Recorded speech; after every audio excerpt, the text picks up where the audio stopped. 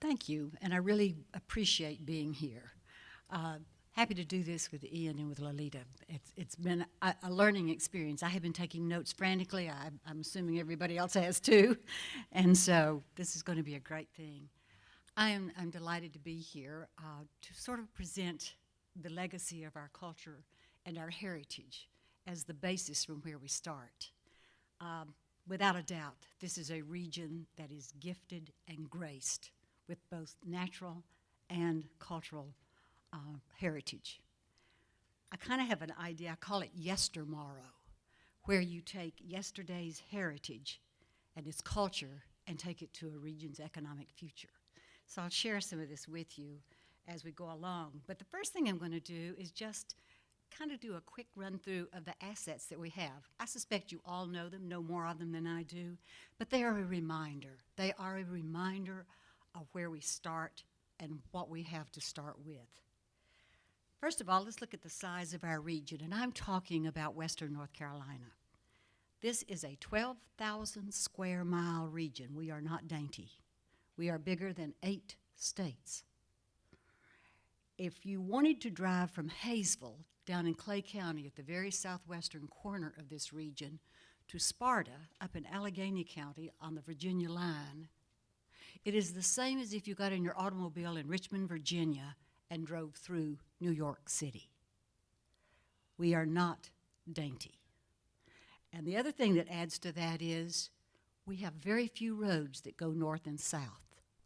They go east and west through the gaps in our mountains, and the Blue Ridge Parkway happens to be that major road. So you have to think about those things. Let's look at our topography. It's not hard. You can look out the window. Our Appalachian mountain range extends from New York State to the North Mississippi Hills. It's interesting because it reaches its highest peak and its widest width in western North Carolina. Of the 46 mountains east of the Rockies, over 6,000 feet in elevation, we have 34 of them here in western North Carolina. Our nation's oldest mountains, born in the Jurassic period of time, 250 million years ago, it shows how we are when Africa bumped up against Morganton in that period of time. Other assets, and you all know these, but it's a quick review. The highest waterfall east of the Rockies, Whitewater Falls and beautiful Cashiers. The highest mountain, we all know that one east of the Rockies. You don't have to cast your eyes too far in the Black Mountain Range to look at Mount Mitchell. The deepest gorge east of the Rockies, Linville at Linville Falls. The oldest river in North America, ironically called the New River, up in our Ashe County. And sometime during lunch, I'll tell you about when we had it designated as a National Heritage River and the exciting time we had with President Clinton, Vice President Gore, Governor Hunt, and a lot of Secret Service men lying in frog suits under the water while they christened the river. Cultural assets, we have them. We are the envy of many people, and we will always start with our first, the Cherokee Nation, known as the principal people that ruled through shared decision-making and consensus building. Do you think we could use a little more of that these days? But that's their tradition, a matriarchal society where the land was handed down through the women of the family. And when you married, you went to live with the woman's family, not the man's family. And if you've ever been to tribal council, it's fun. The women are there, the children are there, the dogs are outside. It's very interesting how it still pervades in what they do. The beginning of that Cherokee culture is identified with the cultivation of corn. The growing of corn was interwoven with the Cherokee spiritual beliefs. The Cherokee name for corn is Selu, which also is the name of the first woman in the Cherokee creation stories. So Selu continues all the way through. The next heritage that they offered us was their craft. They're very strong in that. They're known for their basket weaving, their pottery, their beadwork, and their carving.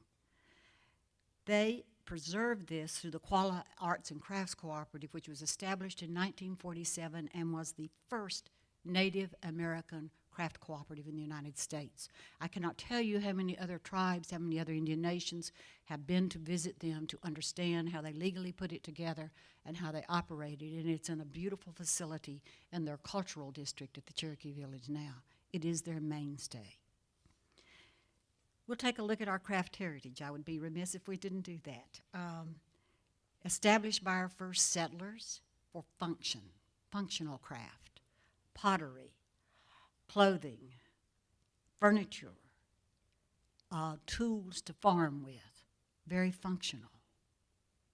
But then in the Second World War, when Germany was taken over with the Nazi, the Bauhaus disbanded, and they came here. They came to the Black Mountain College, just down the road, as we say, and established the contemporary movement of craft. Probably one of the most famous craftspeople in the world, Annie Albers, was there with her weaving, and she established those square lines and those vivid, bright colors and blocks of this and that nobody had ever done here.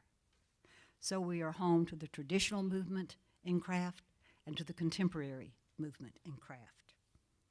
Then came the Southern Missionary Movement, where those Presbyterians, Warren Wilson College, and the Episcopalians, some of the Methodists, joined forces in the North to come south to teach us how to make a living and get it right. And they're still trying, and we're still working on it.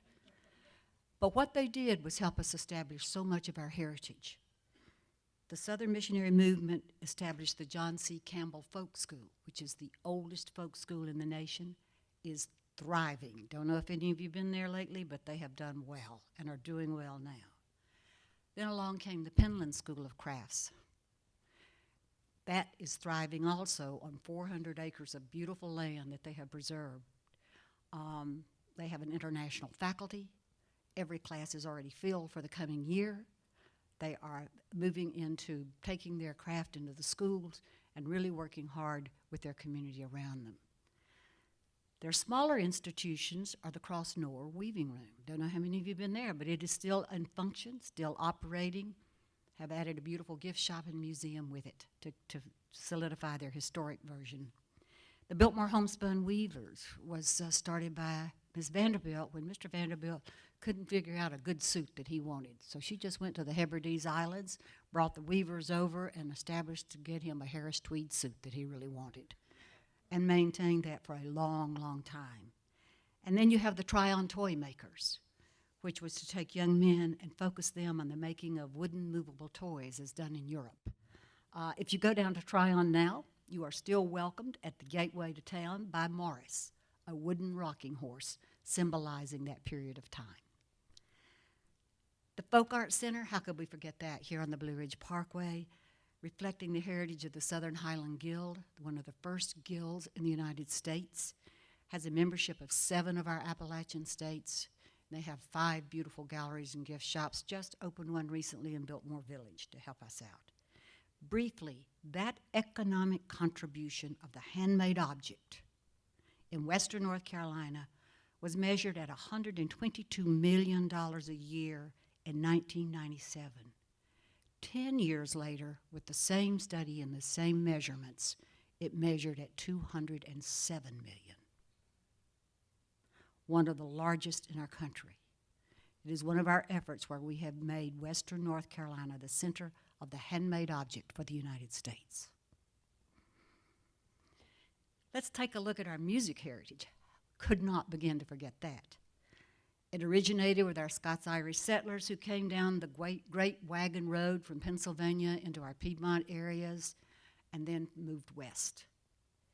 These music traditions have survived by being handed down literally family to family. And they've done it through community gatherings, churches. Anybody been to the Shake Note singing out in the beach community? Oh boy. Then they established a line of festivals, which we'll talk about. Later radio came along. You had to listen to Scotty and Lulabelle Wiseman from Spruce Pine. And now on to the recording industry. The development of this came a lot out of the traditional ballad singing, of which Madison County is world famous for.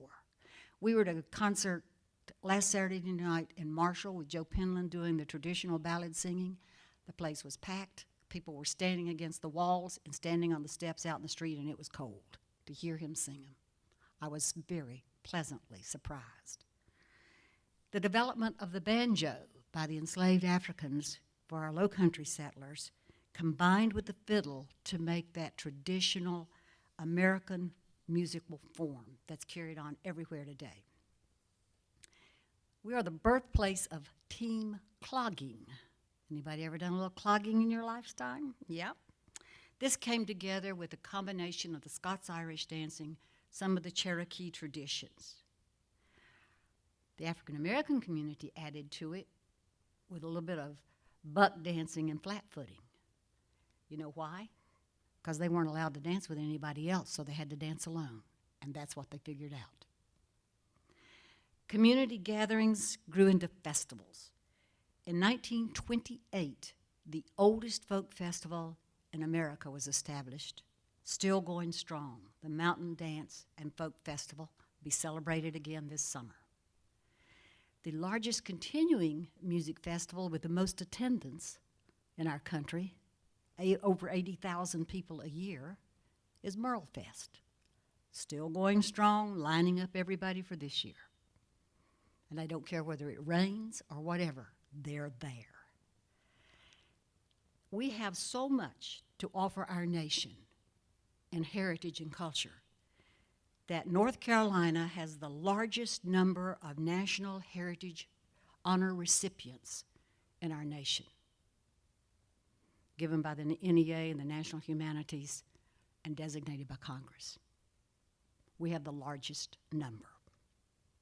Tradition has a bright future. Just the newly opened Earl Scruggs Center in Shelby is doing very well, thank you. We have a number of recording studios sprinkled everywhere. We are training young musicians through JAM, the Junior Appalachian Music Program. I think they had 83 students hard at work every afternoon and on Saturday mornings down in Marshall. We'd still do it, but here's the secret. We still do it on the front porch. We still do it at community centers. We still do it at the fire department's chili cook-off. We still do it in churches. We still do it in our schools. It is who we are. In 2011, this is one of the newest ones I've seen, and it surveyed just 26 music events out of the 150 music events that go on all year around here, and said that audiences spent $18 million while they were at these venues. And you can understand it. They spend the night, they eat, they buy music, they buy musical instruments, they do all kinds of things. It adds to the economy. Next, let's take a little bit at our agricultural heritage, and you really only have to look out the window to see that. And I have to tell you, pulling into the parking lot and getting out of the car, I hear a rooster crowing on this end of the campus and a lot of cows mooing on that end of the campus. And I knew I was at Warren Wilson. I love it. I love it. I love it. Again, the Cherokee contributed to that. They surrounded their villages. And remember, they did their villages in clans, and each clan had its own village. And they are a farming nation. They were surrounded by vast cornfields, but they grew squash and beans also and called them the Three Sisters. Still very sacred with them. If you have ever seen them do corn planting, they have a very sacred ceremony. They plant 7 kernels in a mound, and a shaman comes through the field afterwards to bless it all. It's quite a moving event. After the arrival of the Europeans, they included fruit, and they learned to breed horses. Now, the Scots-Irish influence was that scattered single-family farm, and all we have to do is ride around and you'll see all of this. They used the slash and burn technique of the Cherokee to clear the forest land for their crops and for their high mountain pastures, and you can still find those high mountain pastures cleared. I can tell you where I live. I can see 2 of them from my back porch. The byproduct of the Scots-Irish agriculture was the introduction of whiskey making. How interesting, huh? And their farmhouses reflect that architecture with the chimney at each end of the house. And you'll see it everywhere, usually out of stone, now out of brick probably, but the two chimneys that anchor their houses. The German influence, when they came in, they cleared the land. They ground the stumps. They tidied up, very German. They piled stones to create walls. That's where our stacked stone walls come from. And they taught us notching techniques for log cabins, cantilevered barns, and they put their chimneys in the center of the house. So when you ride around, you can figure out whose ancestry was what, just by looking at the architecture. And the African influence came with the introduction of new foods, melons, okra, peanuts, millet, and yams. And aren't we glad they did that? Makes our menu much more interesting. And then, of course, the Waldensians in our foothills brought the winemaking techniques from northern Italy and introduced viticulture into the region. And I love it. When you go to meet the master winemaker there and you're in their buildings, he'll say, "Now, Becky, it's time for a little coffee," but it isn't exactly coffee. We're going to drink. And he walks off. Great experience. Because of this overall cultural impact of our region, we were able to establish the Blue Ridge National Heritage Area in 2003. This is an act of Congress, and we had to appear before a congressional committee to prove that we were worthy of this act. Not exactly the most fun time of my life. Questions were tough, but we answered them. And we got the designation based on our natural assets, our music heritage, our craft heritage, our agricultural heritage, and the Cherokee heritage. We are the only heritage area out of 98 of them in the United States that focuses solely on our culture, which is why it was a little difficult to get some of those congressmen to understand the importance of it. A recent impact of the study of the heritage area, and it's truly based around tourism, shows that over $2.4 billion comes into Western North Carolina, supporting over 30,000 jobs and $176 million in state and local taxes. And tourism is the great bulk of that. It's 3/4 of it. So, what are our future opportunities? How do we do a Yestermorrow, taking our culture and our heritage? How do we fit it into our technical, our medical, our research, our climate clusters? But that's not the real question. The real question is, how does Western North Carolina grow its intellectual capital? Let me tell you something right now. All intellectual capital does not reside in Research Triangle Park. And I will repeat that. All intellectual capital does not reside in Research Triangle Park. And we'll grow it here and prove it. And we'll start with the North Carolina Arboretum. It has a germplasm repository there, which was established to protect the region's diverse flora, to create opportunities for natural products and biotech development. Right now, they have a collection of over 2,500 plants and seed samples that offer the opportunities for these medicinals, dietary supplements, and other natural products. The research is also instrumental in developing a new crop for our farming community. One example is black cohash. It only grows in the eastern United States, and you can grow it in great quantities. You can grow it by the acre. So right now they're trying to establish the growth of that because it's used in dietary supplements worldwide. So there is a market for it already. I couldn't help but remind you of Gaia Herbs in Transylvania County. They came to us in 1997. Right now they have over 140 employees. They have 300 lines of product out of their herbs and nutritional supplements, and they occupy a 25,000 square foot building, as big as any manufacturing entity, thank you. And then I would be a little remiss if I didn't remember our 70s when a guy named Frank Keene, Dr. Frank Keene, arrived in the western part of the county in Leicester, or Leicester as us natives call it, with his King Bio natural products. He has 100 people employed on a daily basis and has sales of over $10 million a year. This is an economy that we can count on.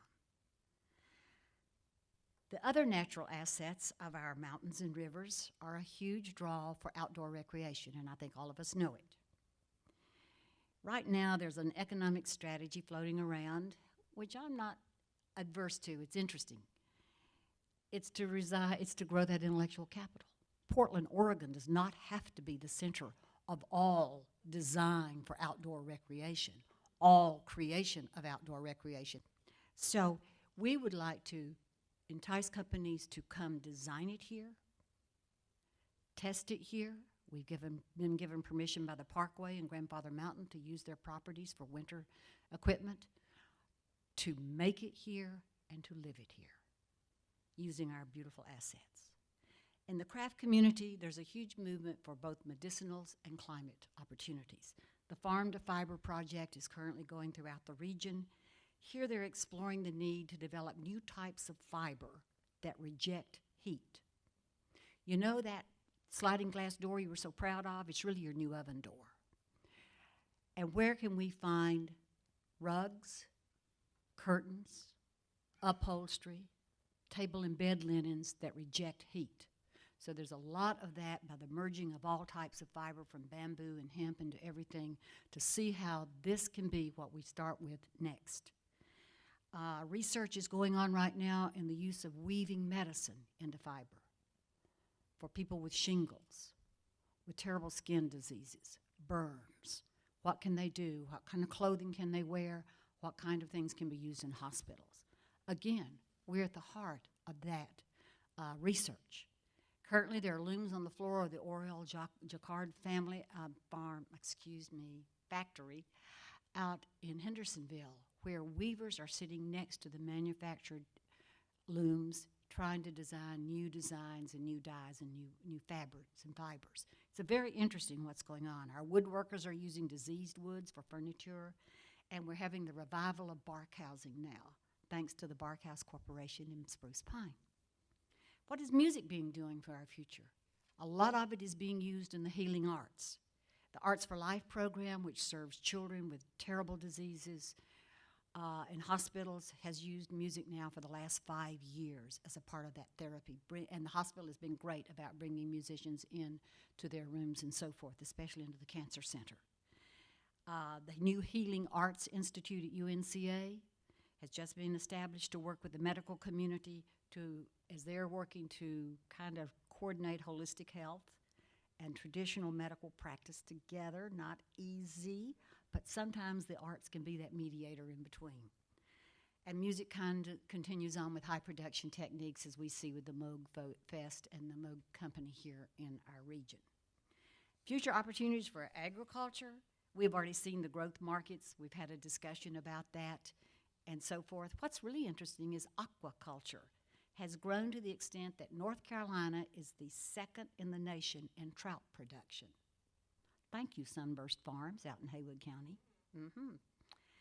So, future of tourism. How can we change tourism? How does tourism begin to be different because of this? Try a concept called community-based tourism. This is where the community defines where a visitor is welcome, not welcome, what is sacred about that community, and every community is sacred.